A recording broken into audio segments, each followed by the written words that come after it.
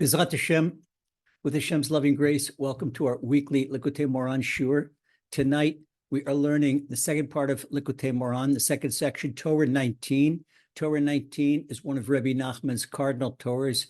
It's a real important principle to serving Hashem. It's a very foundation principle to Breslov Hasidus, Rebbe Nachman's particular way of serving Hashem. And the lesson is entitled The Beauty of Simplicity. Now, we know that the closest place between 2 points is a straight line. And nothing is more nothing more simple than a straight line. Straight line, it's simplicity. It's utter simplicity in geometry. And it also represents honest innocence. When a person is honest, you say he's straight, a straight person. And there's a difference. Why do you say honest innocence?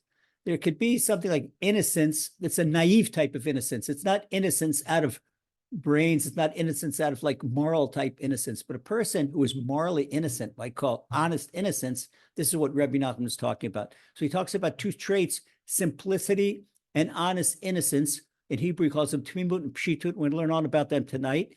And these two traits make a person beautiful. I don't care what the person's physical appearance is. If a person has these two traits, he or she has simplicity, and they have honest innocence, they're beautiful because they're purity. It's a purity. And just like it's a straight line between 2 points, it's a straight line between a person's soul and Hashem. The shortest distance between a person's soul and Hashem is with these two, with this simplicity, the straightest line, that's the straightest line. And so that brings us, these two traits bring us close to the Creator. And that's why Rebbe Nachman emphasizes them. Okay, so we start in Likutei Moharan. And Rabbi Nachman says first, Ikar HaTachlit VaShleimut hu rak la'avod et Hashem b'tmimut gemur bli shum chochmot. Rebbe says the ultimate goal and perfection are nothing other than to serve Hashem with absolute, simple innocence, without any shrewdness. Any shrewdness, what we call in Hebrew, kombinot. And get glad when a person makes combinations into a wheeler dealer. There's no wheeler dealing and not to show off how clever you are, and no shrewdness, just simple innocence and honesty. Rabbi Nachman says, "Ki yesh machakrim sheomrim shikar tachlit v'olam haba hu rak ledat kol davar kamoshu, kamo ledat hakochav kamoshu ledat meuto, umipnei ma oved b'makom hahu." Let's take the most pseudo-intellectual. They think they're intellectuals, but they're pseudo-intellectual. There's a pseudo-intellectual group of people, the philosophers, and the philosophers, they're far from theology. They're philosophy. They think their brain is the utmost. And they think that the epitome of knowledge and the ultimate goal, even to the world to come, is to know something with their brains, to, like, for example, take a star, to know what a star is and know everything about it, know inside and know outside. But their knowledge doesn't go past their eyesight. Their knowledge doesn't transcend human intellect. Their knowledge stays within the realm of a human intellect. It's like a little frog in a muddy pond, and little frog lives all his life in that muddy pond, and he thinks the whole universe is that muddy pond. He never leaves it. Okay, so these are the philosophers. Rabbi Nachman explains what do they believe in? Ki yesh maskil u'muskal u'sechel. Rabbi Nachman is using the language of the philosophers. דהיינו הכל משכיל, והשכל בעצמו, והדבר מושכל, זהו תכלית העולם הבא אצלם, שיהיה אצלם אחד משכיל ואחד מושכל, והם מבלים ימיהם זה בעולם הזה, לחקור ולהשיג המושכלות, שזהו תכלית אצלם, וזהו בעצמו העולם הבא לדעתם. רק שבעולם הזה, שמלובשים בגוף, אין להם תענוג כל כך מן החקירות, ובעולם הבא, שיתפשטו מהגוף, יתענו מאוד מאוד, ולדעתם הרע עיקר השגת התכלית, הוא על ידי חקירות וחוכמות חיצוניות שלהם. I couldn't stop Rabbi Nachman's explanation in the beginning. Now we'll explain it and exactly what he's talking about. Rabbi Nachman says these are the people that they want to know an object. They say the person have three types of their goal.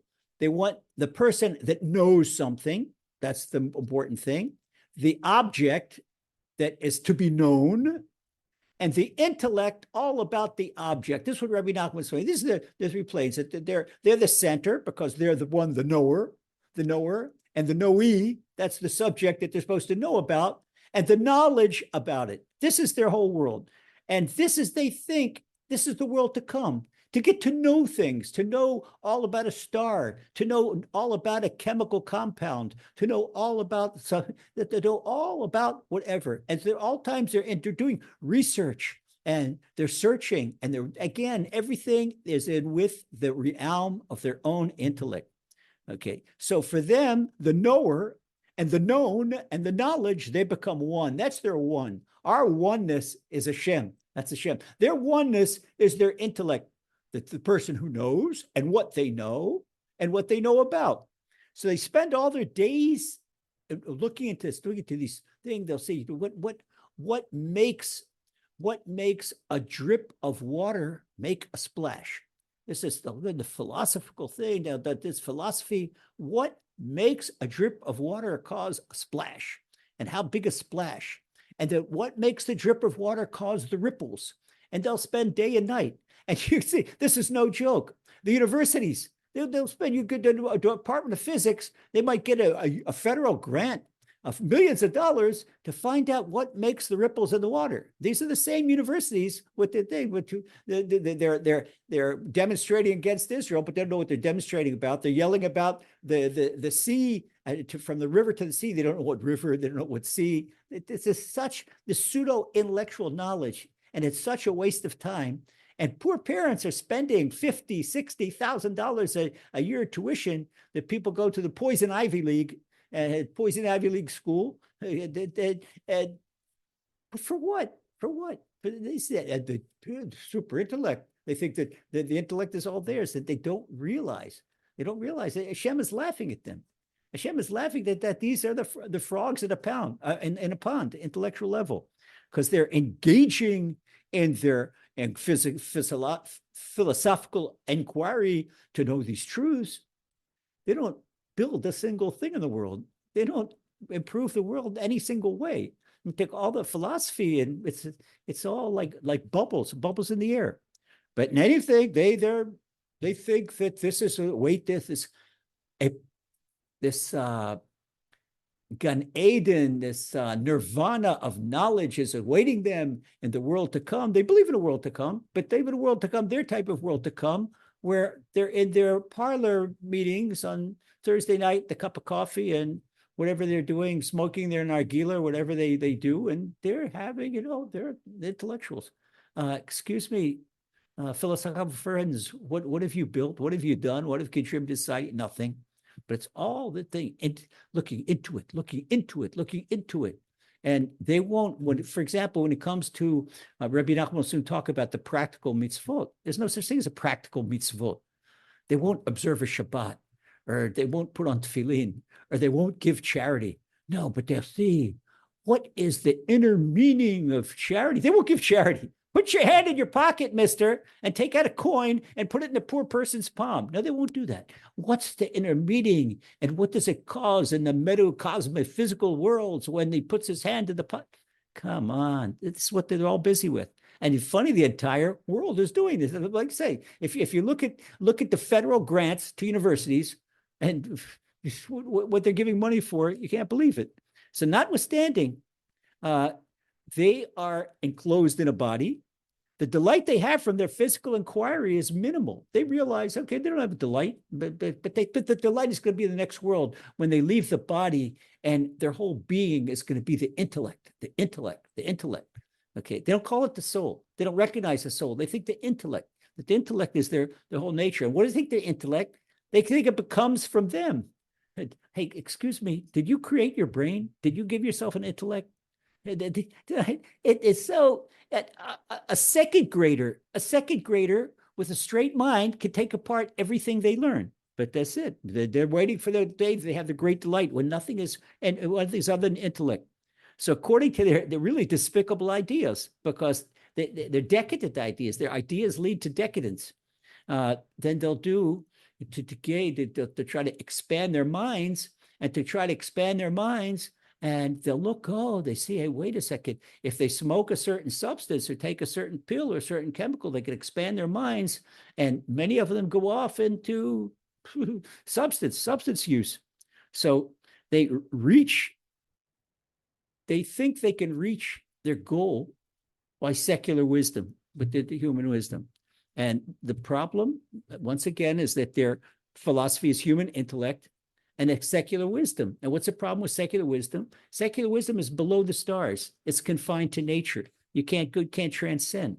And where Emuna starts, they don't even begin, because Emuna starts past nature. As soon as the brain gives out, that's where Emuna begins. And Emuna is the gate to divine wisdom. That's why we spend all this time learning Emuna. We'll see more about what it really means to learn Emuna. We'll take their philosophy and we'll see what it means, compare Emuna to their philosophy. Okay, Rebbe Nachman continues. I know it sounds cryptic, but in a minute it's going to get all clear, because when you just talk about them, in other words, we're not to teach about it. It's disgusting to even talk about it. But Rebbe Nachman will explain exactly where he's coming to. But what's to show who they are? This is for example, there's a story, a classic story. There's a classic story about Plato. No, it's not Plato. It was Socrates. Okay, Socrates was in a gutter in Rome, drunk as a skunk, and in Greece, excuse me. It was a gutter in Greece, drunk as a skunk. And his students looked at him and they say, our master, is that you? Are you Socrates? He looks like him, but you're all muddy and dirty. He says, in the study hall, I'm Socrates. And out here, I'm just a drunk. That's it. That's the difference between their philosophy and Emuna. And Emuna, your day and night, 24 hours a day, your soul is connected to Hashem. And day and night, you're the son or daughter of a king.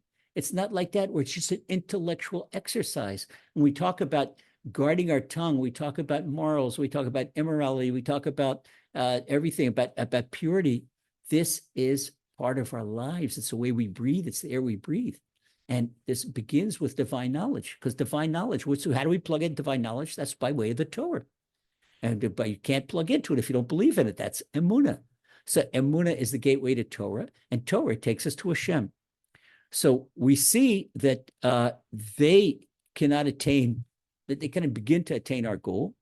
And the only way to attain a true intellect, which is what we call spiritual awareness, that's Emuna, the dot, spiritual awareness, is by way of Emuna and practical mitzvah observance. This is what Rebbe Nachman teaches us, to serve God according to the Torah.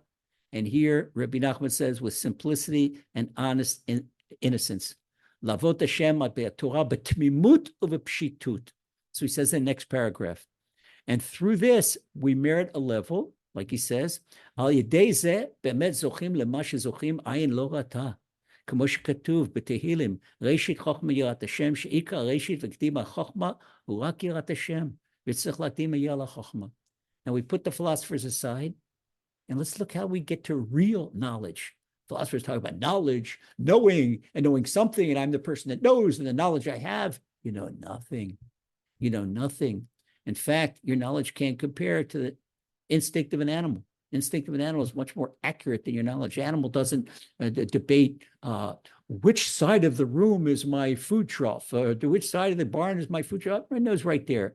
No philosophy. The exact practical is straight. Okay, so he's not even the level of an animal. So when we serve Hashem according to the Torah with simplicity and honest innocence, once again, these are the two characters that make a person beautiful.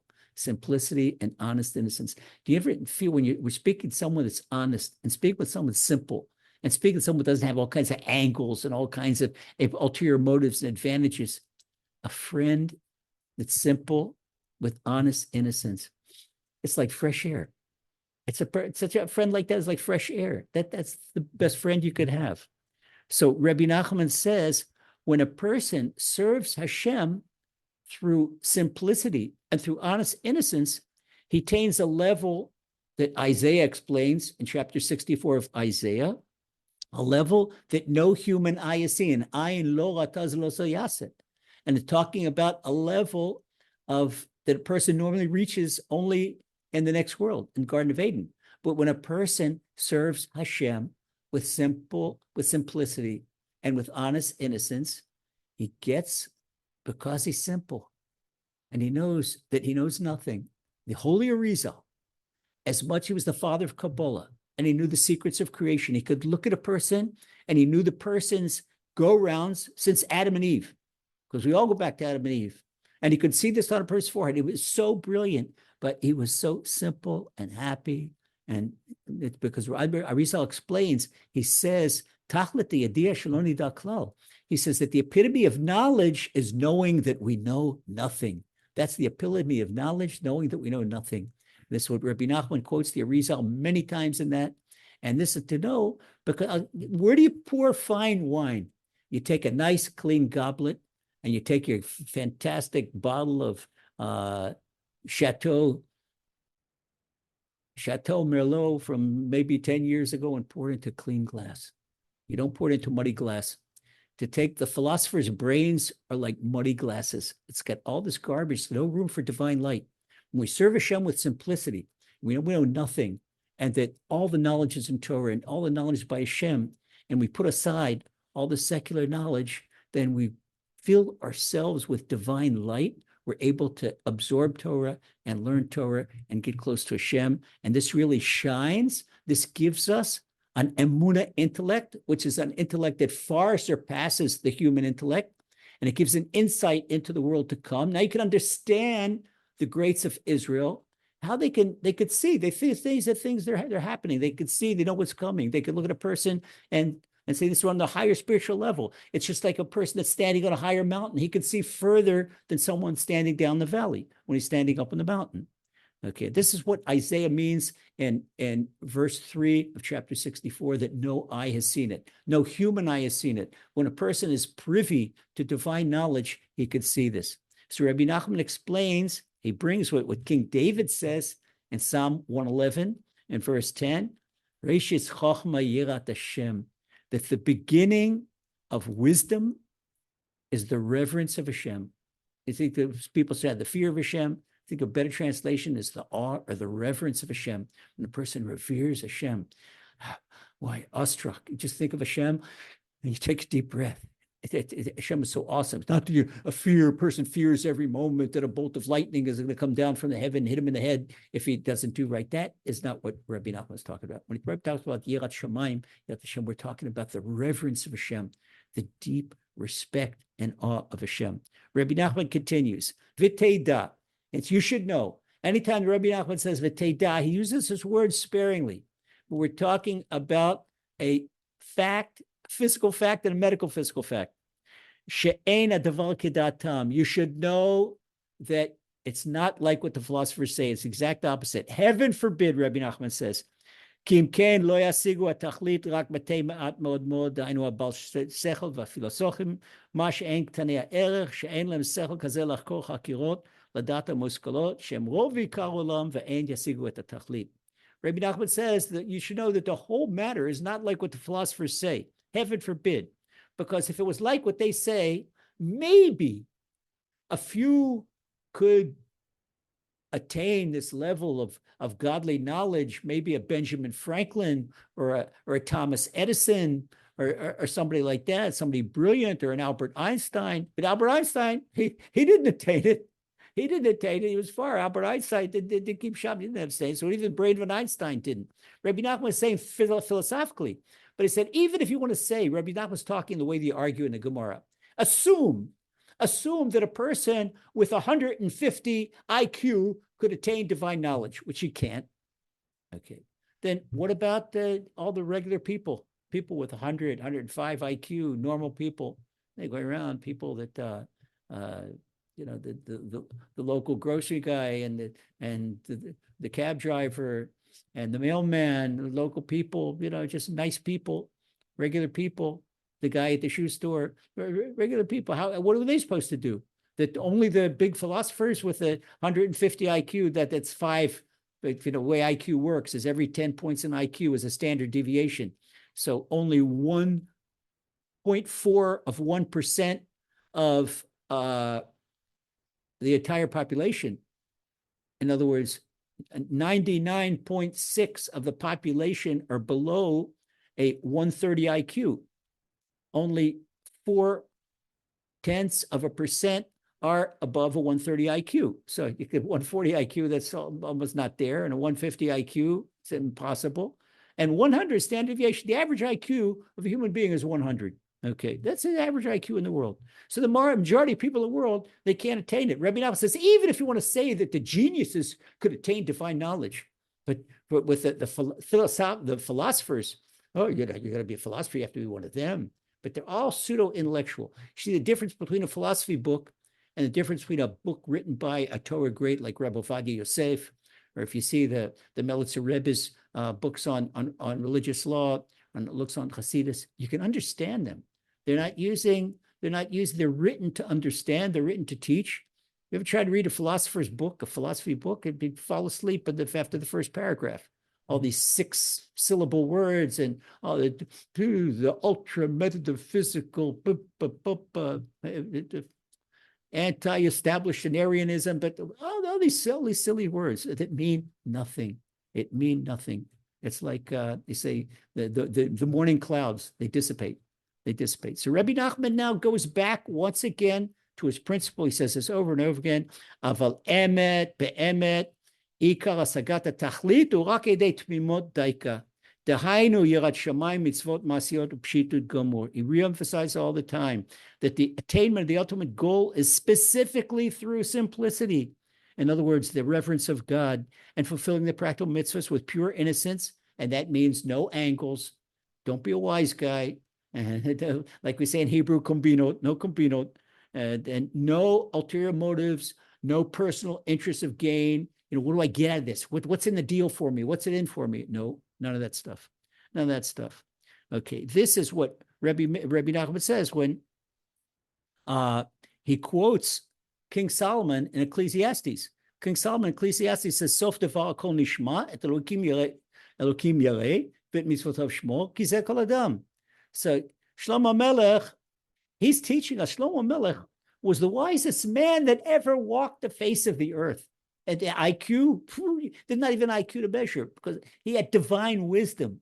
King Solomon had divine wisdom. And King Solomon, of blessed memory, he says like this, ultimately, what's our goal?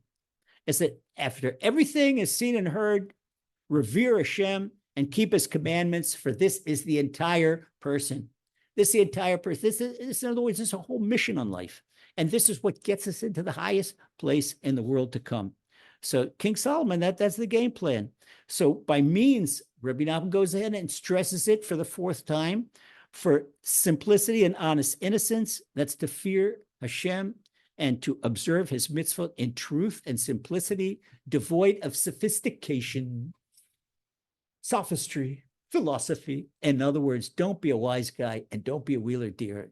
Okay. Hey, what do they say? Keep it real, bro. That's what Rebbe Nachman said. Keep it real, bro. So now he continues. And this explains what King Solomon is saying. Again, that this is everything you haven't be heard. Revere Hashem, keep his commandments, the entire person. So Rebbe Nachman explains like this. He says, well,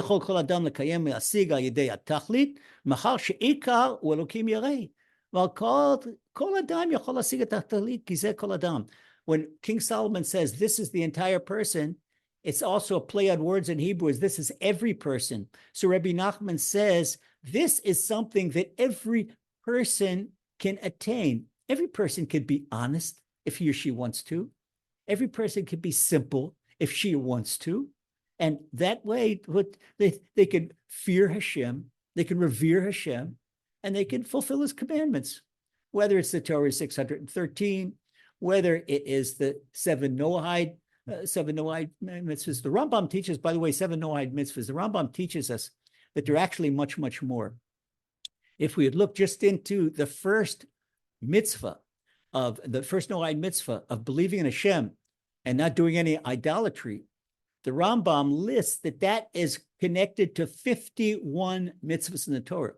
So the 7 is not actually 7. When a person upholds that mitzvah, the person is actually upholding 51 mitzvahs of the Torah. And the whole thing, the Rambam lists it in the beginning of his chapter, in the chapter on serving Hashem and idolatry, what is permissible, what's not permissible.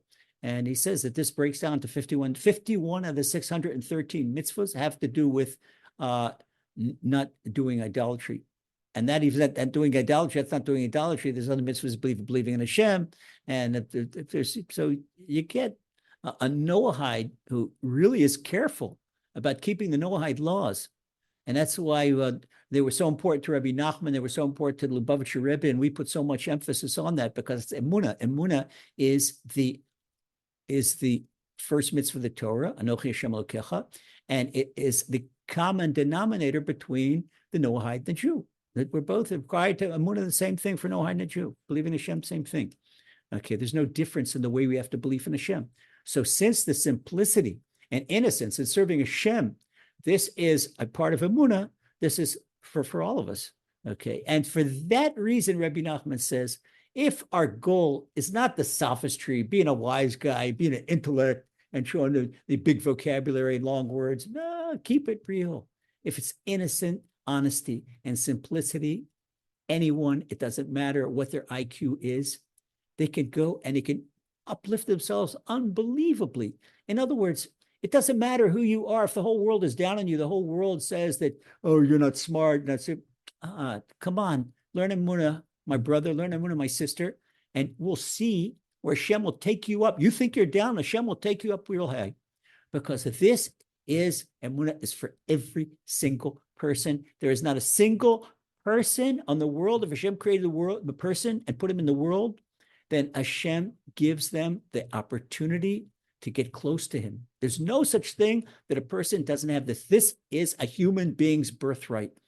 And the nations of the world and the philosophers, because it's so popular, it's just, look what's happening in America now, the Ivy League and in the West Coast and the UCLA and in Berkeley, it's all philosophy. And politically correct to believe in God? No way. We're primitive. Look at the way they disdain people that believe in God, that they're simple and they're primitive. No. They're the ones, you'll see, there's going to be big surprises when Hashem reveals himself, when Mashiach reveals himself. And what the Gemara tells in Tractate Baba Basra, that the people who consider themselves up, they're going to be down. And the people that think they're downtrodden, they're up, they're close. So this Rebbe Nachman system, and that's why Rebbe Nachman has so many followers. But in Uman, you see people, there's a lot of Noahides make it to Uman also. Rebbe Nachman has so many followers because it gives everyone. Rebbe Nachman is equal opportunity Emunah. And that's real Emunah. It's equal opportunity Emunah. It's colorblind, no background, wherever you are and wherever you live and whoever you are, you have a right. That's your birthright because you've got a soul and your soul has a right to get close to Hashem. So there's nothing more beautiful, nothing more egalitarian, nothing so wonderful as this Emunah. And this is the simplicity and the honest innocence that makes a person so beautiful. Because this simplicity and honest innocence connecting to Emunah, it means that you love every human being. You don't look at a person's background. You don't look at this, that you know that they're a son or daughter of Hashem, you're a son or daughter of Hashem. You look at every human being like your brother. So people with real Emunah, they're the nicest people on earth. And even if physically, okay, they're not movie stars, but when you get to know someone, sometimes you get somebody that's so physically beautiful. Take some Hollywood actor that's got bad character traits. He or she's got bad character, ugly. Okay, maybe they look glamorous on the screen, but ugly.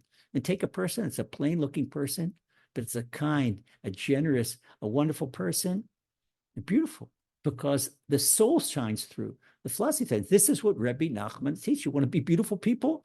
This Torah 19 is how to be beautiful people, and it's to serve Hashem. So we go on to the second part of Torah 19, okay? And Rebbe Nachman says, הוא אסור גדול מאוד להיות מחקר, חס ושלום, וללמוד ספרי חוכמות, חס ושלום, רק הצדיק הגדול מאוד מאוד הוא יכול להכניס עצמו בזה ללמוד השבע חוכמות. Rabbi Nachman says, in truth, being a philosopher or a sophist and studying the text of secular wisdom, heaven forbid, is a very serious prohibition.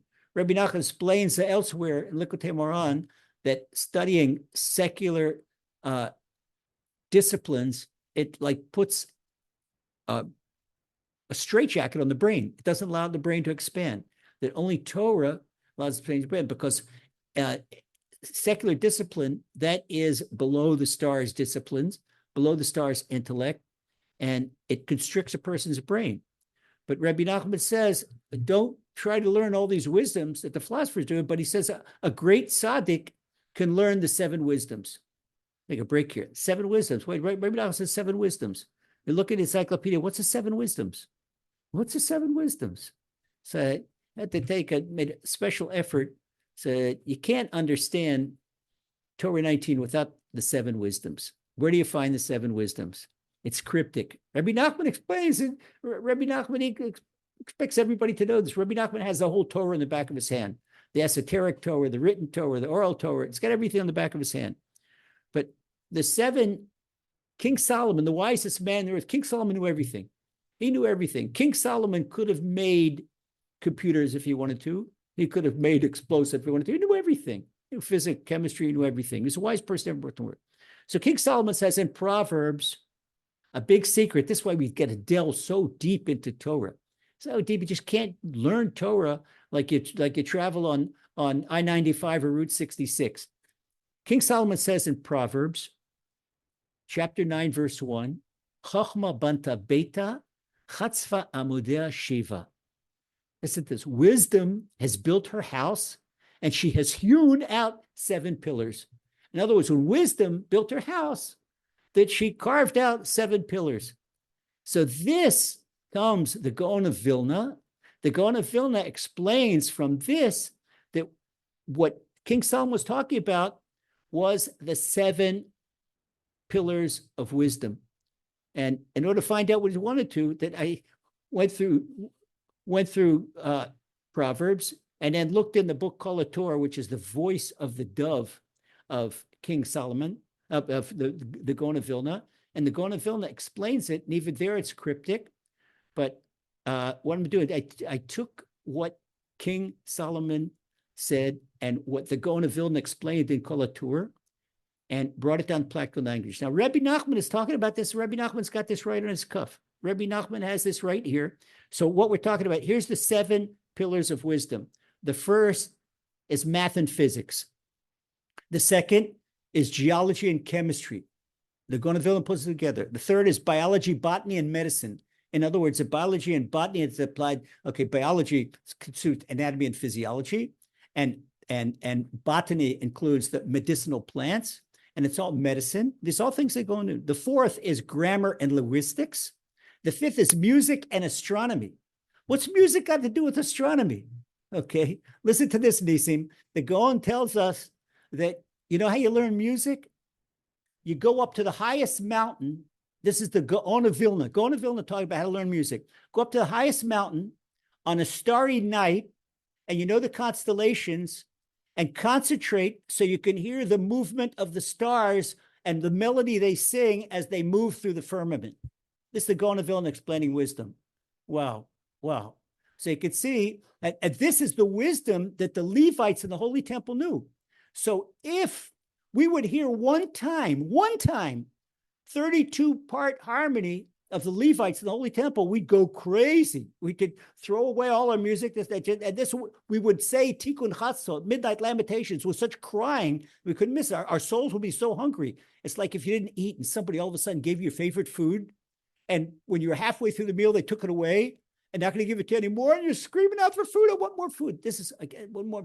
The soul hears this music, and this music of the highest place, and where the stars, they're a little closer to heaven than we are. The stars get it. The stars have their melody as they go through the sky. Now, you know how Hashem killed Sennacherib when he seized in Jerusalem, and Chizkiyahu the king, he turned to the wall. He said, Hashem, I can't fight this battle. I got to be in Koil next morning. He was a Torah scholar.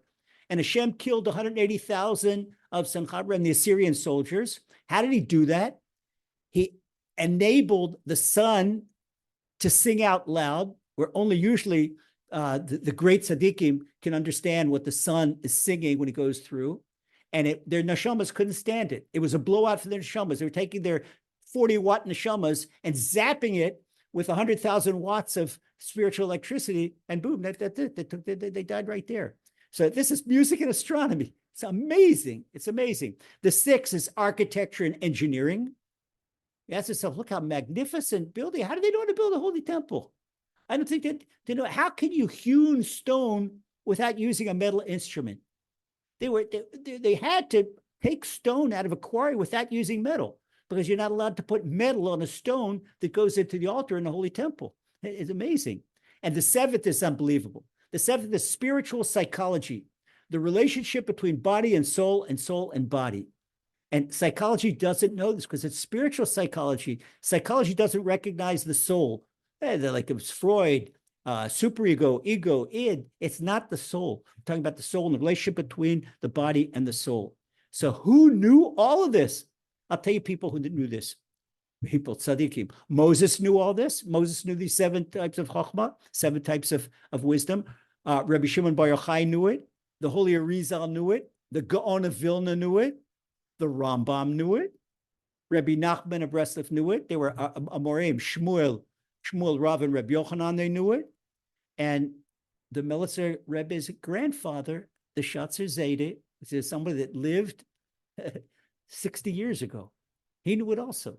You see his knowledge. He never learned. People ask him, but where did he learn physics? Where did he learn astrophysics? Where did he learn? He went to the English. He was at the German space agency and told them that their computation of the moon's orbit around the Earth was 2 seconds off. They couldn't believe it. They said, "Where's this learned?" They checked it out, and it was right. They checked it out. He said, NASA. He argued with NASA that NASA was 0.2 of a second off. Where did he learn this? This is all from Torah. This is Gemara and Rosh Hashanah. He knew all these things, and this is the Rambam. So let me explain to you. So why? Okay, so you might ask a question, and this is a question everybody asks in Torah 19. Okay, why does Rabbeinu say that only the great tzaddikim can learn the 7 types of wisdom? If Rebbe knew, I want to learn it also. First of all, can you imagine? They knew everything. They know Rebbe Nachman knew all of mathematics. He knew all of physics. He knew all of geography. He knew all of medicine. All this. They knew it all. They knew it all. The Rambam knew it all. That the Rambam, he was a physician and he was a scientist. Where'd they come off that? The Gaon of Vilna? The Gaon of Vilna, Kramer's law. Kramer, that's the Gaon of Vilna's last name. Was Kramer. It still stands. Nobody ever disproved that. It's the law of physics. And Kramer, when they go to Vilna, they learned from the Gemara and Chulin, everything. And you can't believe it. So a person asks, okay, why can't I learn this? Why can't I? The Melitzer Rebbe told me an example story. And it's like this. You have, what's the Rambam's brain and a normal person's brain? Okay, it says there was a rich man and a poor man. And the rich man had a house with 12 rooms in it. And the poor man has one little shack. Okay, so the rich man had 12 rooms. The rich man added on another room. And he said, why? This is in the days where people would go out in the backyard and the outhouse. And in the winter, it's not always nice in Europe and in Ukraine where they live to go to the outhouse and when it's in 20 below. That's not nice. So the rich man said he's going to add a room to the edge of the house. And he's going to put in there an outhouse, an in-house instead of an outhouse. An outhouse. They made his fixture and in that. So, wow, the servant, he saw that the boss did. You don't have to, you could go and you could use the in-house and you don't have to go to the outhouse. So he came home and told his wife, he said, you know what the boss did? What? He doesn't go out in the middle of the night. Why do we have to go out in the middle of the night and freeze? Let's put our WC in the house also. So in their little one-room cabin, they put in a corner, they made a little in-house and put a partition.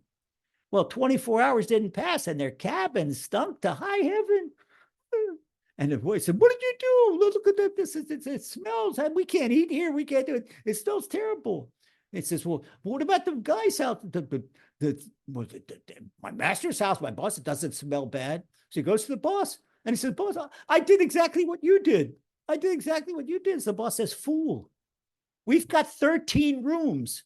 We put it way in the corner. You've got one room. It's going to stink. So that's what the Melitzer Rebbe says. I said, the big tzaddikim, they've got a brain. It's got 13 rooms in it. They've got a place to put this chokhmah. Okay, a normal person, this is what Rebbe Nachman was talking about, that Emuna is for the normal person. It's not for a person with a brain of Rabbi Shimon Bar Yochai or the Rambam or the Gaon of Vilna. It says our brain is like one room. So let's take the path of simplicity and simple innocence, because that way we can make it up just as high. We don't have to go through, don't do the path of the chokhmot, the path of the seven wisdoms. That's the seven types of wisdom that Rebbe Nachman is referring to. You can see sometimes you can say, yeah, there's two words in Rebbe Nachman, Sheva chokhmot. He says that Sheva chokhmot, seven wisdoms, and pass and go by. Hold it. That's why we can't run so fast. And to understand what Rebbe Nachman is talking about, this we had to go in a little bit deeper. And Rabbi Nachman continues, a person that enters into these wisdoms, he is in danger of a big fall. Why? In every single wisdom, there's a light side and a dark side. It's got a light side where you can close to Hashem. And this is what the Rambam and the Rashbi and Moshe Rabbeinu and Rabbi Nachman and the Baal Shem Tov and the Arizal knew how to stay on the right side. But there's a dark side. There's a dark side, and that's a Malik. For example, this is where the philosophers are. The philosophers, if they took their wisdom to do good for their fellow man, to do good for the world, they'd be on the light side. But they take their wisdom and it goes to arrogance. We're smarter than everyone else. They look down at lower people. They look at everybody is lower than them. Okay, so therefore it goes to Amalek. And this is the danger. Rabbi Nachman says, if a person goes into these intellectual disciplines and doesn't stay on the light side, then he's going to fall into Amalek. And Amalek was a philosopher, and Amalek was a rationalist. Amalek was brilliant. He's brilliant, but he denied Hashem's existence. Yeah, he was a philosopher, and yeah, he's a brilliant, but he was intellectually, humanly brilliant. He didn't have brains to recognize Hashem. And that's what the Gemara, that's what Torah says. The Torah says in Dvorim and Kafei in chapter 25, that Lo Yirei Elokim, when the Torah describes Amalek, he had no reverence of Hashem. Was it Amalek? Heaven forbid. He said, who's Hashem? No reverence of Hashem. So when the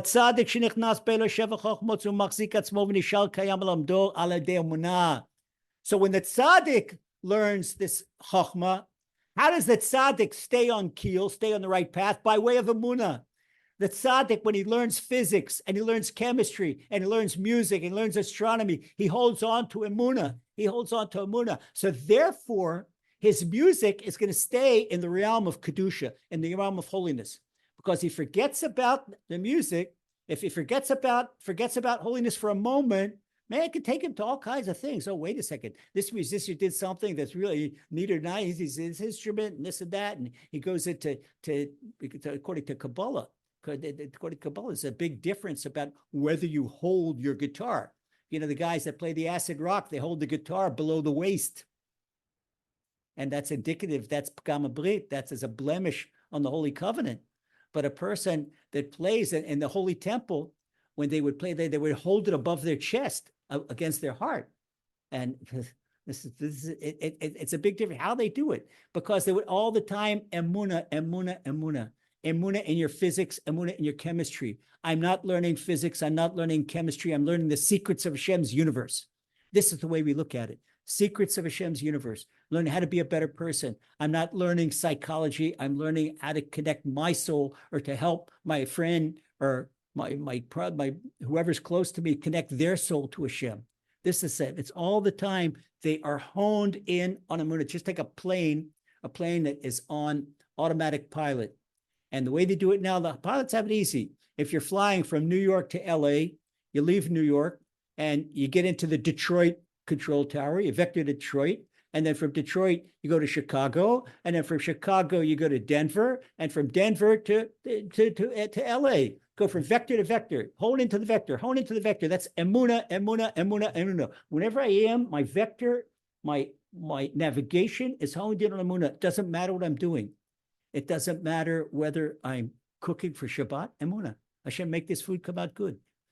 When you have Emuna while you're cooking, you could use salt instead of sugar. Hashem's going to make it take out the best thing you ever made.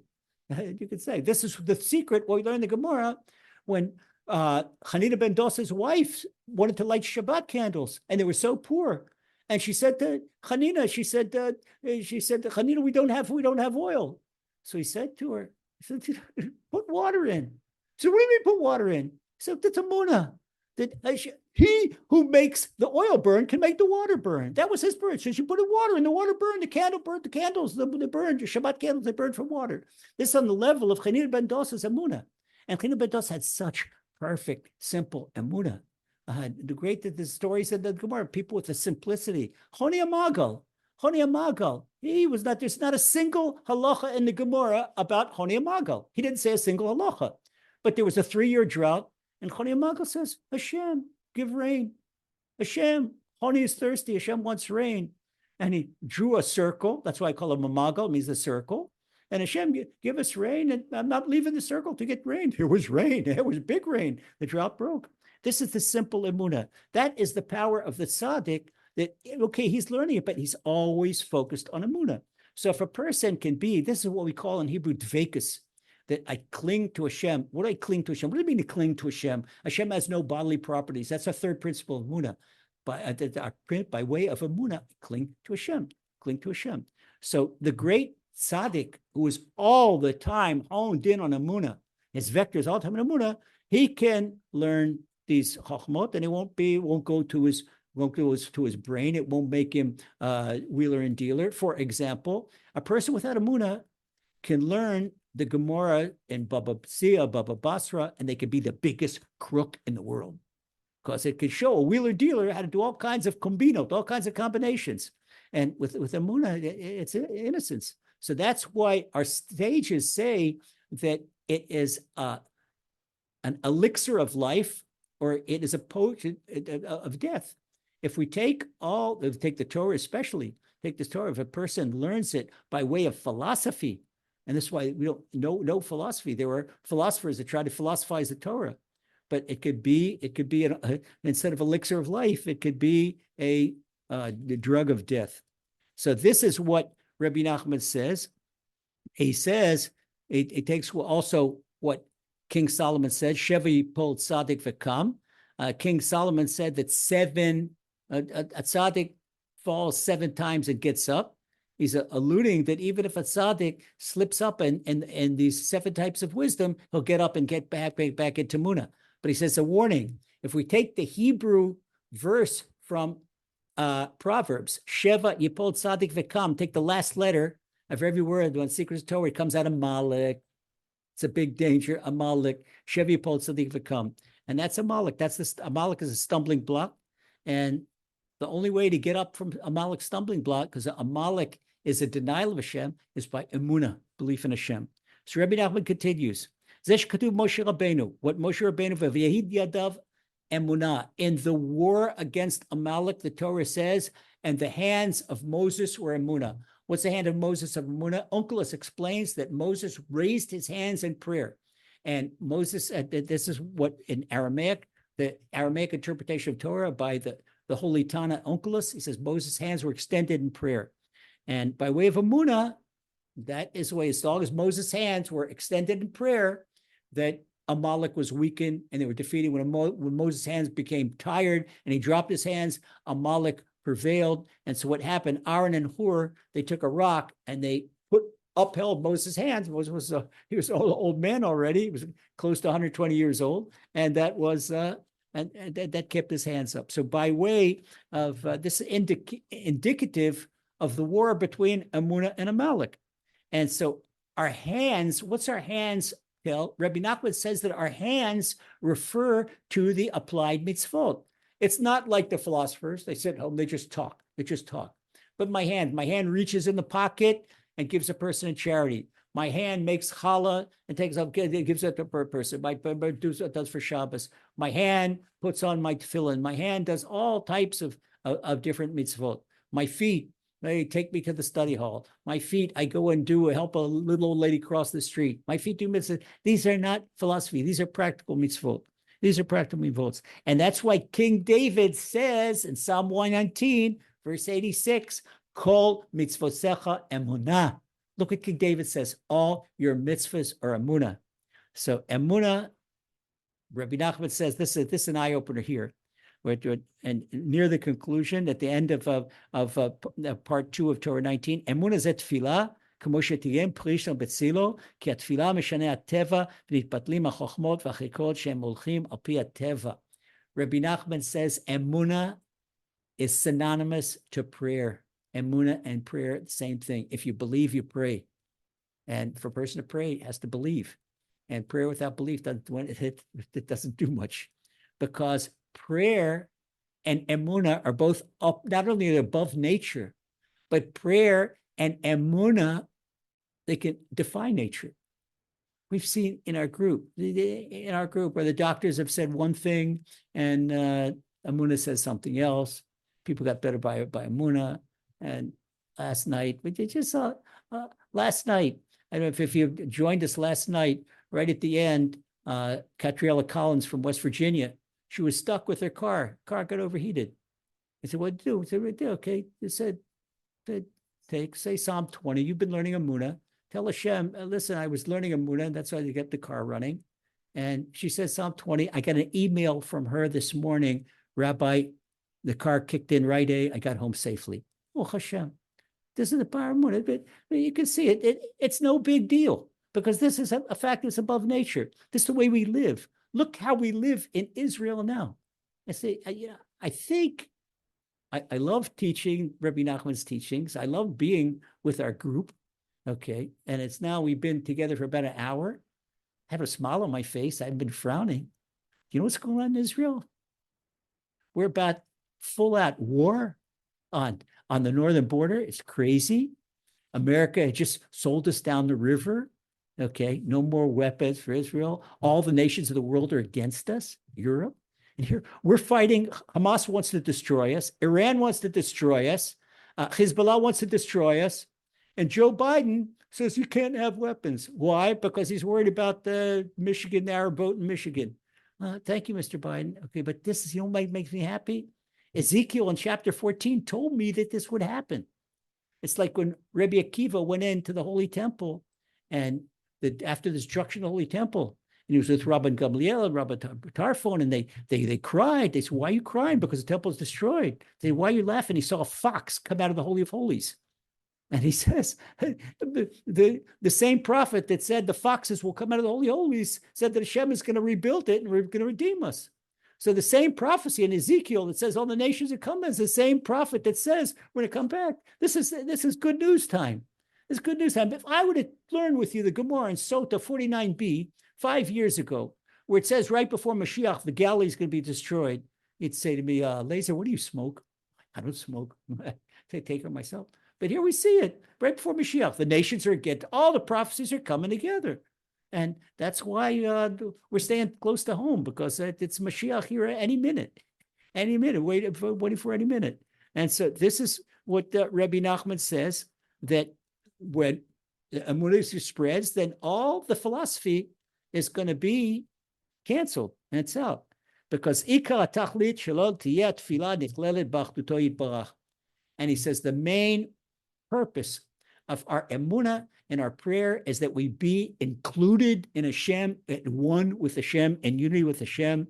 And this means what it means to walk with Hashem. So now, in conclusion, Rebbe Nachman says,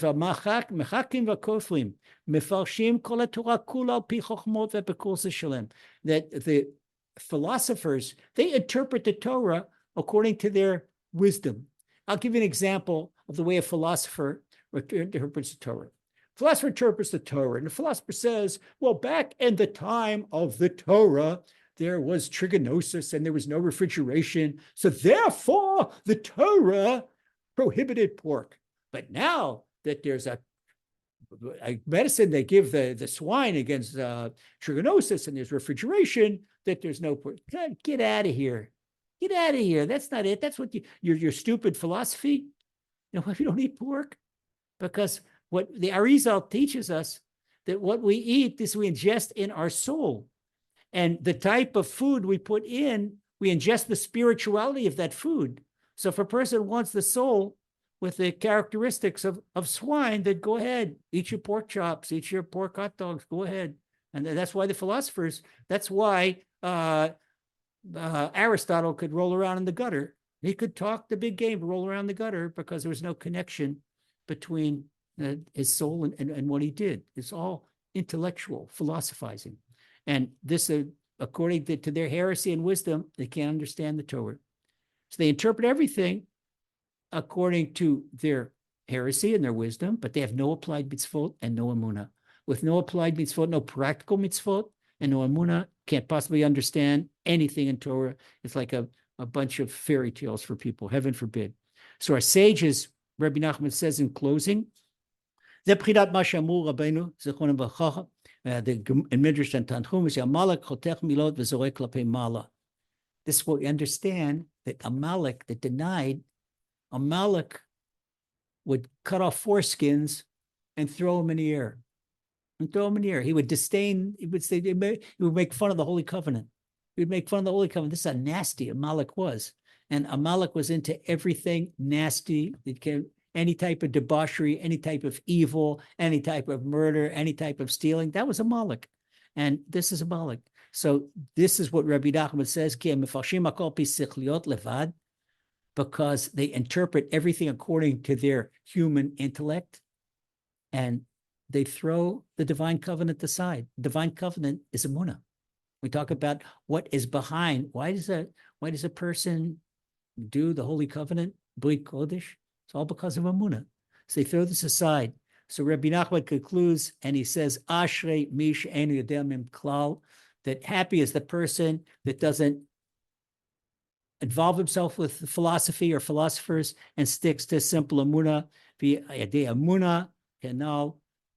That's it. Then Rabbi Nachman includes that this is, in the end, he makes a little one-word conclusion that it's all Emuna. So this is Torah 19. I know it's been a mouthful, Baruch Hashem, but I couldn't break it up into two. It's a little bit too long for one lesson and too short for two lessons, but Baruch Hashem, we got it together. Beloved brothers and sisters, have a wonderful Shabbat and a wonderful new month of Iyar. And it's so delightful to see everybody, and a special treat. I got Nisim Black with us tonight. Hi, Nisim. Big hug, my brother, and everything wonderful. All your heart's wishes for the best, and look forward to seeing you next week on Likutei Moharan. God bless.